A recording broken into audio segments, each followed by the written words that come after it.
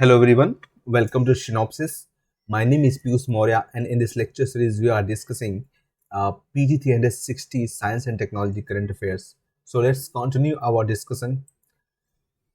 पिछले लेक्चर में हमने जो पेटेंट आईपीआर है, इंटेलेक्चुअल पेटेंट राइट्स, उसको डिस्कस किया था और इसमें हम इस लेक्चर में हम शुरू करते हैं इंडियन पेटेंट्स एक्ट जो 1970 में लेकर के आ गया था।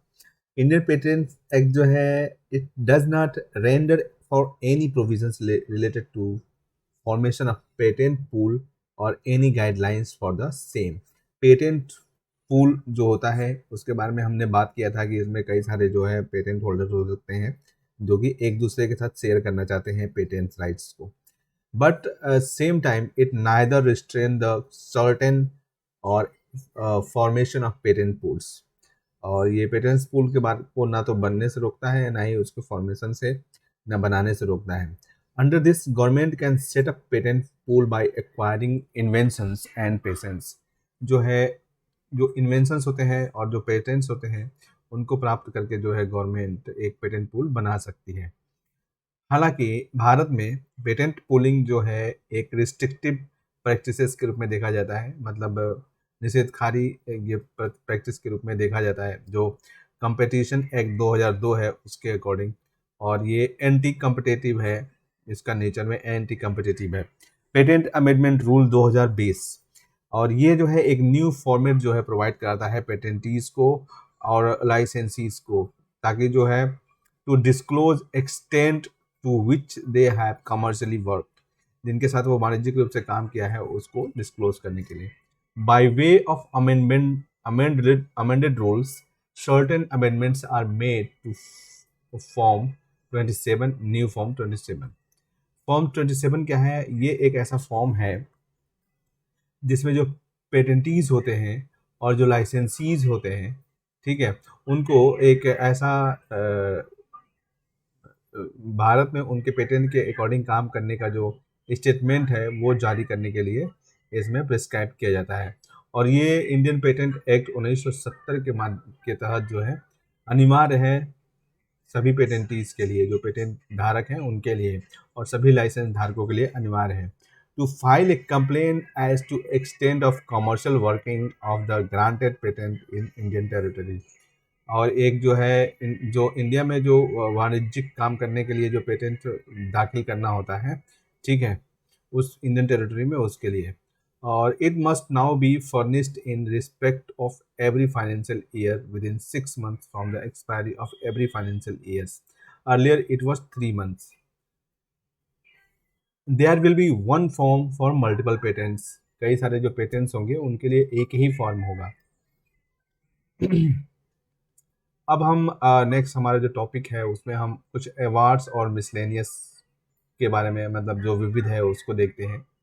नोबेल प्राइज केमिस्ट्री में किसको दिया गया? ये जो है अवार्ड इमैनुअल कारपेंटियर को और जेनिफर ए डाउडा को दिया गया था। इन्होंने cluster for regulatory interspaced short palindrome repeats, और जो होता है क्रिस्पर cas9 जेनेटिक सीजर्स जो होता है, जिससे जो डीएनए रिकॉम्बिनेंट जो टेक्नोलॉजी होती है उसको यूज़ करते हैं इसमें। और ये साइंटिस्ट को कट पेस्ट जो होता है, जेनेटिक जो सीक्वेंस होता है उसमें से कुछ चीज़ को हटाने और फिर नया जोड़ने के लिए करते हैं। तो ये प्राइज़ इनको दिया गया था केमिस्ट्री में, ठीक है। And cluster of regularly interspaced short palindromic repeats, CRISPR क्या होता है? ये जो है बैक्टीरियल डीएनए के एक विशेष सेगमेंट होते हैं और इसमें पैलिंड्रोमिक रिपीट्स होते हैं interspaced with the pieces of DNA, जिनको स्पेसर कहा जाता है, इसके साथ होते हैं। और जो bacteria snip off from the attacking virus जो अटैक करता है उससे स्नीप ऑफ करने के लिए होता है। cas9 जो होता है ये क्रिस्पर से ही जुड़ा होता है, एसोसिएटेड। और एंडोन्यूक्लियस होता है या जो एंजाइम होता है that acts as a molecular scissors, जो कि एक मॉलिकुलर सीजर्स के रूप में काम करता है, और जो DNA cut DNA at location specified by the guide RNA. CRISPR cas9 जो है ये एक यूनिक जीनोम एडिटिंग टेक्नोलॉजी है, और ये जीनोम जो साइंटिस्ट हैं, जो मेडिकल रिसर्चर्स हैं, उनको जो है किसी भी जीनोम को एडिट करने की अनुमति देता है, के सक्षम बनाता है। और इसके लिए वो जो है डीएनए सीक्वेंस के कुछ ही सेक्शंस को हटा सकते हैं, जोड़ सकते हैं, उसका कुछ विकल्प बना सकते हैं। जीनोम एडिटिंग क्या होता है? ये भी एक टेक्नोलॉजी है, ठीक है, जिसकी जो जो जो किसी ऑर्गेनिज्म के डीएनए को चेंज करने का की अनुमति देता है इसमें। और this allow genetic materials to edit, removed, altered at the location in genome, and it is a three stage complex mechanism of unwinding, cleavaging, rewinding of DNA to bring desirable changes in the genome of the any living beings. And cleaving of DNA में जो है jeans में जो editing होती है, जैसे कि cut paste करना, वो शामिल होता है। और अन्य जो डीएनए एडिटिंग जो सिस्टम्स होते हैं उसमें talons and zinc finger nucleus, जो कि इनमें नोबेल प्राइज दिया गया था मेडिसिन में, उसको sorry I am so sorry ये हमने एक साथ कनेक्ट कर दिया इसको। जो नोबेल प्राइज है वो मेडिसिन में, ठीक है, उसको वो जो है Harvey Alter Charles Rice and Michael Houghton को दिया गया था for discovering hepatitis C virus. Hepatitis C virus की खोज के लिए Harvey Alter and Charles Rice and Michael Houghton को दिया गया था। और हेपेटाइटिस सी वायरस क्या है? ये जो है एक ब्लड बॉर्न डिजीज़ है, ये ब्लड बॉर्न डिजीज़ है जो कि हेपेटाइटिस सी डिजीज़ के, जो कि लीवर को अफेक्ट करता है, वो उसका कारण बनता है, ठीक है। और ये ट्रांसफ्यूजन्स के माध्यम से होता है। जो एचसीवी है वो जो प्रदूषित खून होता है, ब्लड होता है, या ब्लड प्रोडक्ट्स जो होते हैं उसमें होता है, ठीक है, जो ट्रांसफ्यूजन होता है। और जो कंटामिनेटेड इंजेक्शंस होता है मेडिकल प्रोसीड्यूर्स के दौरान, ठीक है, उससे ट्रांसफ्यूजन होता है इसका। या फिर इंजेक्शन जो होता है ड्रग यूजेस को लेकर के, उसके ट्रांसफ्यूजन से होता है। सेक्सुअल ट्रांसमिशन भी होता है, is always also possible, but ये but is much less common, जबकि ये बहुत कम मतलब होता है सेक्सुअल ट्रांसमिशन से। जो सेक्सुअल ट्रांसमिशन होता है वो कम होता है। ये जो है एक लीवर कैंसर का महत्वपूर्ण कारण है, और एचसीवी के लिए कोई भी वैक्सीन अभी उपलब्ध नहीं है। नोबेल प्राइज इन फिजिक्स, ये Roger Penrose and Reinhard Genzel and Andrea Ghez को दिया गया है। इसमें इन्होंने ब्लैक होल्स को समझने के लिए, और जो इंजिमेटिक ऑब्जेक्ट है यूनिवर्स का, सबसे इंजिमेटिक ऑब्जेक्ट है ब्लैक होल, उसको समझने के लिए दिया गया है। तो black hole formation is a robust prediction of general theory of relativity.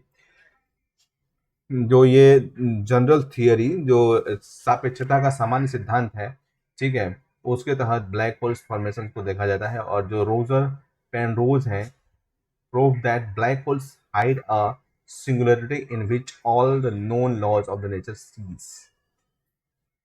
जो दुनिया के जितने भी लॉज होते हैं जिनको सब जानते हैं, ठीक है, वो ब्लैक होल्स की सिंगुलरिटी के पर आकर के रुक जाते हैं।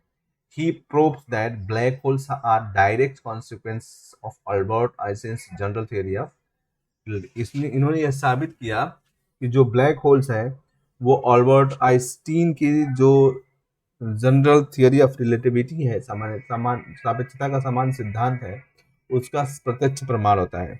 अब ब्लैक होल्स के बारे में हम थोड़ा सा जानते हैं कि ये क्या होते हैं। ये जो है स्पेस में एक प्लेस होते हैं, ठीक है, जिनकी जो ग्रेविटी पुल्स होती है, गुरुत्वीय जो क्षमता होती है, वो इतना ज़्यादा होती है कि वहाँ से लाइट भी बाहर नहीं निकल सकती। और यहाँ पे ग्रेविटी इतनी स्ट्रांग इसलिए होती है क्योंकि जो मैटर होता है वो बिल्कुल ही सिकुड़ कर एकदम टाइनी स्पेस, मतलब बहुत थोड़े सी जगह में सिकुड़ जाता है। और ये this can happen when a big star is dying. जब एक बड़ा सितारा जो है, तारा मर रहा होता है, तब ये ब्लैक होल्स बनते हैं। और हमारा जो सन है वो कभी भी ब्लैक होल में नहीं बदलेगा, and it is not big enough to make a black hole. इतना बड़ा नहीं है कि ब्लैक होल बना सके। At the centre of a black hole is a gravitational singularity, जो है गुरुत्वीय एक रूपता होती है। एंड इन 2019 में जो वैज्ञानिक जो है वो उन्होंने पहला ऑप्टिकल इमेज ब्लैक होल का हॉरिजॉन टेलीस्कोप से प्राप्त किया था। And Sagittarius A and is second black hole whose photographs was captured by Event Horizon Telescope। जो इवेंट हॉरिजॉन टेलीस्कोप है उसका फोटोग्राफ्स जो सेगिटेरस ए है उससे लिया गया था। And general theory of relativity क्या है, ये आइंस्टीन के द्वारा 1915 में दिया गया था। And theory of gravity whose basic idea is that instead of being an invisible force that attracts objects to one another, जो ये जो थियरी ऑफ ग्रेविटी है, ठीक है, ये एक जो है अदृश्य शक्ति ना हो करके ऐसी शक्ति होती है जो दो ऑब्जेक्ट को एक दूसरे की तरफ अट्रैक्ट करती है। एंड ग्रेविटी इज कर्विंग और रैपिंग ऑफ स्पेस। जो ग्रेविटी है वो पूरे स्पेस को एक तरीके से लपेटे हुए है, कर्व किए हुए हैं। And the more massive an object more it warps space around. जितना बड़ा ऑब्जेक्ट होगा उतना ही ज़्यादा स्पेस को ये अपने तरफ लपेटे रहेगा। जैसे sun is massive enough to wrap space, space को अपनी तरफ लपेटे रहने के लिए सन इतना बड़ा है कि स्पेस को लपेट सकता है।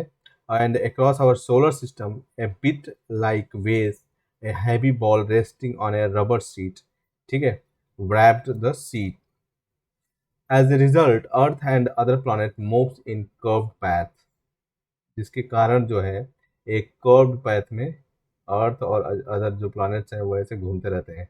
लाइक वो उनके कहने का मतलब ये है कि अगर ये सन है, ठीक है, और ये जो सन ने जो है ये जो है स्पेस और टाइम है जो इसके चारों तरफ घुमा। अब जो जो प्लैनेट्स होंगे वो इसी पे सन की परिक्रमा करेंगे, ठीक है। ये जो एक सीट के जिसमें लपटा हुआ है इसकी वजह से ही सन की वो परिक्रमा करते हैं, ठीक है, उसके चारों तरफ घूमते हैं एक सर्टेन पैथ में।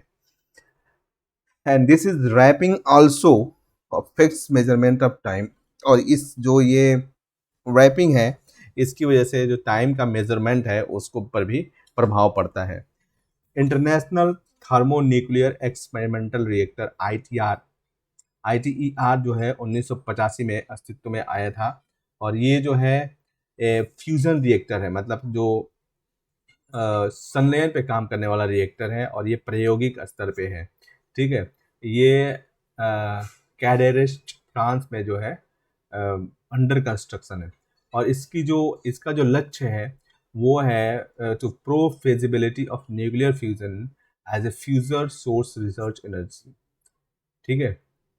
न्यूक्लियर फ्यूजन जो होता है नाभिकीय संलयन, उसकी जो फीजिबिलिटी है फ्यूचर में, जो फ्यूचर सोर्स ऑफ एनर्जी है उसके लिए उसको देखना है इसका। And it is to build world's largest tokamak जो है आर्टिफिशियल सन होता है थ्रू द इंटरनेशनल कोलैबोरेशन। एक ऐसा आर्टिफिशियल चैम्बर होता है जिसमें न्यूक्लियर फ्यूजन कराया जाता है और ये देखा जाता है कि क्या वो ऐसा टोकोमेक होता है जो इससे जो एनॉर्मस एनर्जी निकलती है फ्यूजन से उसके टेम्परेचर को वो होल्ड कर पाता है या नहीं, ठीक। तो ITER will be first fusion device to produce net energy. और जो ITER के मेंबर्स हैं China, India, Japan, Korea, Russia, USA, 35 nations हैं और इंडिया ने 2005 में इसको ज्वाइन किया। न्यूक्लियर फ्यूजन क्या है? न्यूक्लियर फ्यूजन जो है splitting of a heavy unstable nucleus into two lighter nucleus. एक जो है हैवी जो स्थिर केंद्रक होता है उसको दो हल्के केंद्रक में बदलना होता है, फिजन यानी विखंडन। और इससे जो है ट्रेमेंडस एनर्जी निकलती है, बहुत ज़्यादा एनर्जी निकलती है। यूरेनियम और जो प्लूटोनियम होते हैं वो most used for the fusion reactors, mostly इन्हीं का यूज़ किया जाता है। हमने लास्ट के लेक्चर्स में इस पर बात करी है। और जो एनर्जी प्रोड्यूस्ड होता है वो न्यूक्लियर फ्यूजन से कम होता है, लेकिन और जो फ्यूजन रिएक्टर्स होते हैं वो बहुत ज़्यादा radio active, highly radio active fusion products को प्रोड्यूस करते हैं। Additional neutrons release in fusion reactor can initiate a chain reaction. जो एडिशनल जो अतिरिक्त जो न्यूट्रॉन्स होते हैं जो फ्यूजन रिएक्टर में छोड़े जाते हैं वो एक चेन रिएक्शन को शुरू कर सकते हैं, जिनके जो जो जो है sustains fusion reactions for longer durations. जो फ्यूजन रिएक्शन को जो नाभिक के विखंडन है उसको लंबे समय तक के लिए कर सकते हैं। और न्यूक्लियर फ्यूजन क्या है, इसमें जो दो लाइट न्यूक्लिक होते हैं, दो लाइट न्यूक्लिक होते हैं, वो एक दूसरे के साथ जुड़ जाते हैं, कंबाइन होते हैं, संलयन होता है उनका। ठीक है, ये जैसे दो नाभिक एक साथ उनमें संलयन हो जाता है, जिससे बहुत ज़्यादा एनर्जी निकलती है और फ्यूजन में ये विखंडित हो जाते हैं, अलग अलग दिशा में जाते हैं। ठीक है, विखंडित हो जाते हैं। तो atoms of tritium and deuterium isotopes of the H2, जो पानी के आइसोटॉप्स हैं ट्राइटम और deuterium, are used in fusion reactors. इनको फ्यूजन रिएक्टर्स में या संलयन रिएक्टर्स में यूज़ किया, संलयन संयंत्रों में यूज़ किया गया है। और ये जो एनर्जी है वो several time greater than the fusion. जो फ्यूजन से एनर्जी निकलती है उससे बहुत कहीं बहुत ज़्यादा अधिक होती है। और जो फ्यूजन रिएक्टर्स होते हैं वो no high activity long lived radioactive waste, कोई भी जो है बहुत ज़्यादा और लंबे समय तक रहने वाले रेडियो एक्टिव जो कचरा होता है वो प्रोड्यूस नहीं करते हैं। और Brunt fuel in the fusion reactor is helium. जो फ्यूजन रिएक्टर में फ्यूल होता है वो हीलियम होता है। एंड इन इनर्ट गैस, एक जो है अक्रिय गैस होती है। Due to tremendous amount of pressure and temperature needed to join nuclei together, fusion reactions are difficult to sustain for long period of time. बहुत लंबे समय तक इन रिएक्टर्स को अभी सस्टेन कर पाना मुश्किल होता रहे, कुछ सेकेंड्स के लिए होता है उसके बाद ये मेल्ट हो जाते हैं। ठीक है, हाइपर लूप क्या होता है? हाइपर लूप जो है high speed train and travel in the an near vacuum tube. मतलब एक वैक्यूम ट्यूब होगा, जैसे एक ट्यूब है टाइप का होगा। ठीक है, और इसके अंदर वैक्यूम होगा, वैक्यूम जो स्पेस में जैसे वैक्यूम होता है, नो विंड नो गैस। ठीक है, कोई भी तरीके का यहाँ पे पदार्थ नहीं होगा, वो एक वैक्यूम होगा। और ये फिफ्थ मोड ऑफ ट्रांसपोर्टेशन माना जाएगा। ठीक है, इसमें railway, roadways, Airways and waterways के अलावा ये एक हाइपर लूप हो जाएगा। हाइपर लूप जो है दो चीज़ों को दूर करेगा। जो रेगुलर व्हीकल्स हैं उनको कम करेगा, फ्रिक्शन और एयर रेसिस्टेंट को कम करेगा। हाइपर लूप फ्रिक्शन नहीं होगा, घर्षण नहीं होगा, और एयर के रेसिस्टेंट को भी कम कर दिया जाएगा। और फ्रिक्शन और pod hover above its track like magnetically levitation train and tube is used to reduce air resistance। Air से रेसिस्टेंस को भी नहीं होगा इसमें, जब वैक्यूम में होगा तो बहुत फास्ट चलेंगी जो भी यहाँ पे इस जो वाहन इसमें यूज़ किए जाएंगे चलाने के लिए। ये मैग्नेटिकली लेविटेशन ट्रेन का मतलब होता है कि जो ट्रेन होती है मैग्नेटिकली ऊपर उठा दी जाती है पटरी से। ठीक है, थोड़ा सा ऊपर उठ के चलती है, 1-2 इंच पटरी से टच नहीं करती है, लेकिन मैग्नेट्स की वजह से वो मैग्नेटिकली लेविटेटेड ट्रेन्स होती हैं। और इनकी स्पीड काफ़ी ज़्यादा होती है क्योंकि ये जो घर्षण होता है, फ्रिक्शन होता है पटरी से, वो नहीं होता है उसमें। ठीक है, and reduced air resistant allow capsule inside tube to reach speed of more than 1000 kilometre per hour के तेजी से चलेंगी, क्योंकि जो रेसिस्टेंट होगा एयर से जो रेसिस्टेंट होता है वो नहीं रहेगा। तो जब एयर से रेसिस्टेंट नहीं रहेगा तो बहुत तेजी से ये यात्रा करेंगी। ठीक है, और ट्रेवल टाइम बहुत कम हो जाएगा, बहुत ज़्यादा कम हो जाएगा। एंड न्यूज़ में इसलिए था कि जो वर्जिन हाइपर लूप है वो become first company to conduct a human test for the technology. ये पहली कंपनी ऐसी बन गई है जिसने जो है इस टेक्नोलॉजी के लिए ह्यूमन टेस्ट किया है।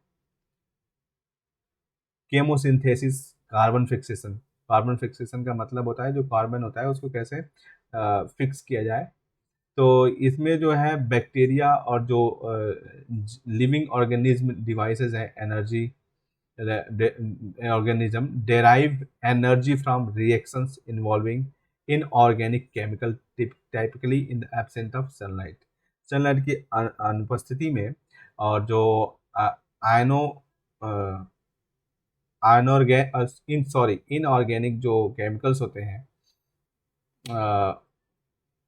जो केमिकल टाइप्स होते हैं, उनके साथ रिएक्शन करके ऑर्गेनिक जो है लिविंग ऑर्गेनिज्म और जो बैक्टीरिया है वो एनर्जी प्रोड्यूस करते हैं। और through this inorganic carbon is converted into कार्बनिक कंपाउंड्स, और इससे जो है जो इनऑर्गेनिक कार्बन होता है वो कार्बनिक ऑर्गेनिक कंपाउंड्स में बदल जाता है बाय लिविंग ऑर्गेनिज्म, और जो stored as a form of energy, जिसको कि एक ऊर्जा के रूप में संग्रहित कर दिया जाता है। It has profound impact on production, इस पर जो है जो प्रोडक्शन है उस पर काफ़ी गहरा असर पड़ता है। एंड जो cycling of the green house gases है, जैसे कि CO2, मीथेन, नाइट्रस ऑक्साइड, ठीक है, इस पर भी काफ़ी गहरा असर पड़ता है। और जो केमोसिंथेसिस है, aids microbe survival, and scientists discovered that the microbes across the globe could live on air by feeding off H2, CO2, carbon monoxide to survive extreme conditions। Photosynthesis versus chemosynthesis, photosynthesis versus बनाम chemosynthesis क्या है? Photosynthesis जो है ये plants में होते हैं और कुछ बैक्टीरिया में भी होते हैं जहाँ पे ज़्यादा सनलाइट होती है। और जो फोटोसिंथेसिस जो ऑर्गेनिज्म होता है वो सूर्य की ऊर्जा का यूज़ करते हैं और CO2 और वाटर को शुगर और O2 में बदलते हैं। और जो सेमोसिंथेसिस होते हैं, ये एनर्जी जो केमिकल रिएक्शंस की वजह से रिलीज की जाती है, ठीक है, उसको यूज़ करते हैं फूड प्रोड्यूस करने के लिए, खाना बनाने के लिए, जबकि न कि सूर्य की ऊर्जा को। विंटर डीजल क्या है? ये एक विशेषीकृत जो है ईंधन होता है जो IOC के द्वारा जिसको इंट्रोड्यूस किया गया है, और ये स्पेसिफिकली उच्च अक्षांशों के लिए होता है और निम्न तापमान के क्षेत्रों में पाया जाता है, जैसे कि लद्दाख। और ये ऑर्डिनरी डीजल्स जो होते हैं, जहाँ पे ऑर्डिनरी डीजल्स का यूज़ नहीं किया जा सकता है वहाँ पे ये डीजल का यूज़ किया जा सकता है।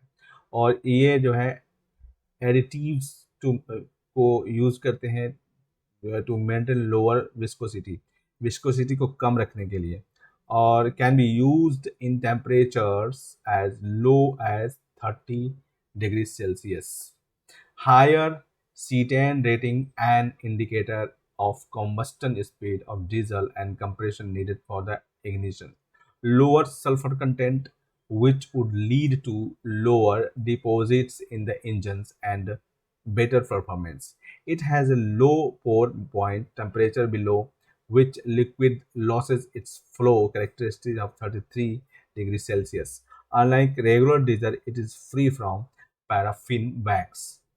Lab grown meat, cultured meat भी बोलते हैं इसको, और सिंगापुर ने जो है हाल ही में इसकी बिक्री को ये लैब ग्रोन मीट के जो प्रोडक्ट है उसकी बिक्री को पहली बार जो है विश्व में प्रामाणिकता दी है। लैब ग्रोन जो मीट होगा, ठीक है, वो एनिमल के स्टेम सेल्स से बनाया जाएगा, मीट को बनाने के लिए यूज़ किया जाएगा, ठीक है, न कि एनिमलों की, जानवर्स की हत्या करके, उनको स्लॉटर करके। स्टेम सेल्स जो होते हैं are building blocks of cells and tissues, जिसके बारे में हमने बात किया था, ठीक है। And by feeding them amino acids and carbohydrates and muscle cells will be multiplied and grown in the lamb. Once muscle fiber start growing, it results in an artificially created meat। अगर जो ये muscles fibres होती हैं वो बढ़ना शुरू हो जाती हैं तो बाद में वो आर्टिफिशियल क्रिएटेड मीट बन जाते हैं, ठीक है। और ये एक्चुअल जो मीट होता है, ठीक है, उसके उसके जैसे ही दिखाई देंगे, उनमें दिखाई भी देंगे उसके जैसा ही, और उनके जो न्यूट्रिएंट प्रोफाइल होगा वो भी उनके जैसा ही होगा।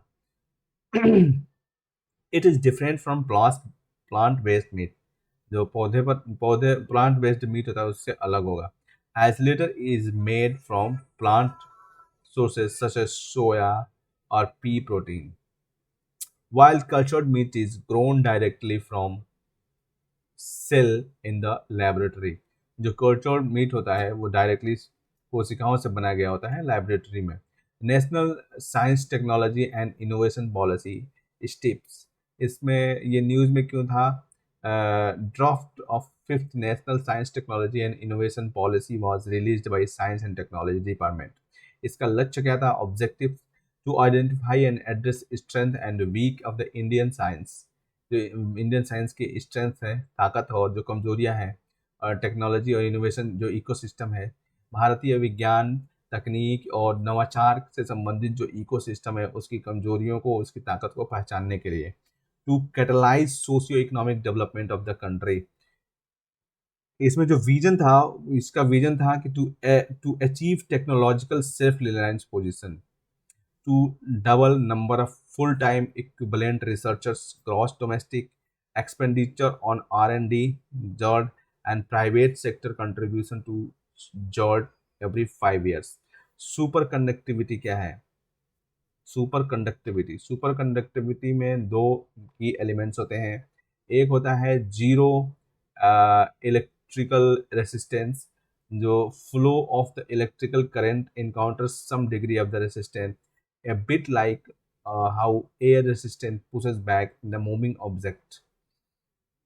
Or higher the connectivity of the material, less electricity resistant it has, the correct current can flow more freely. Meissner effect क्या होता है?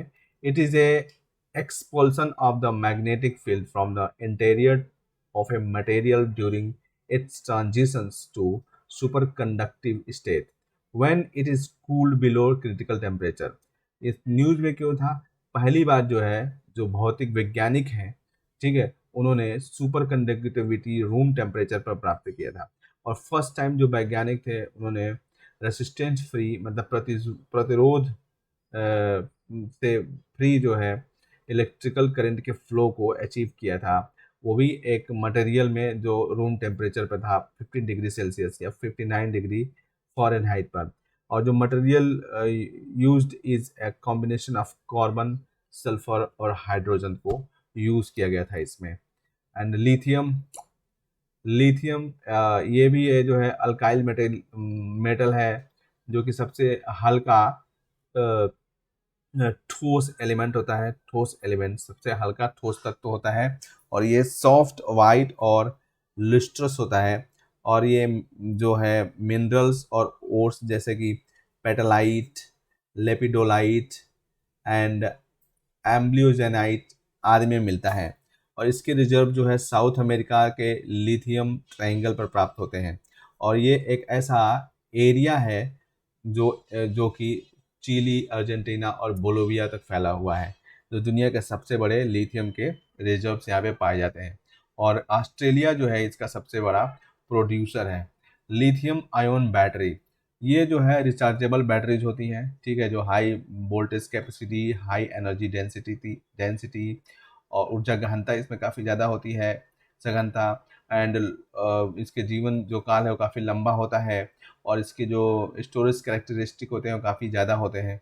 लिथियम आयन जो बैटरीज होती हैं वो are smaller and lighter than the nickel cadmium की जो batteries होती हैं उससे छोटी होती हैं और उससे हल्की होती हैं.